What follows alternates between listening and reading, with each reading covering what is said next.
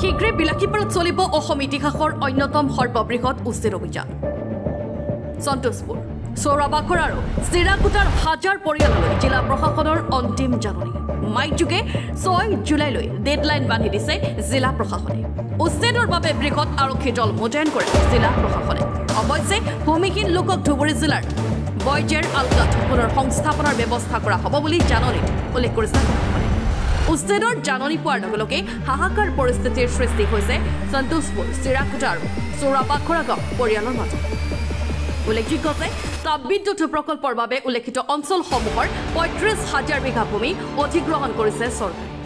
ইতিমধ্যে এই অঞ্চলত দুবাৰকৈ ভূমি পৰ্যবেক্ষণ কৰিছে মুখ্যমন্ত্ৰী ডক্টৰ হিমন্ত বিশ্ব শৰ্মাই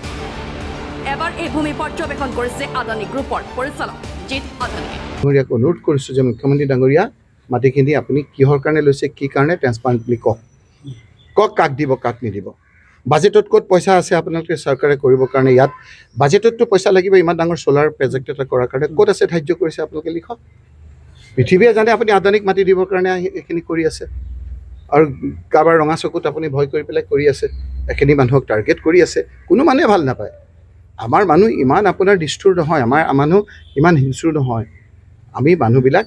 ৰাজনীতি কৰি কাৰোবাক ক্ষমতা লাগে কিবা লাগে হয় কিন্তু একেবাৰে মাৰি পিটি এনেধৰণে কৰিলে পাপলৈ ভয় কৰে কিছুমানে নকৰে সেইবিলাকে মানুহৰ হাৰিত নপৰে ব্যুৰ ৰিপৰ্ট এণ্ড 24/7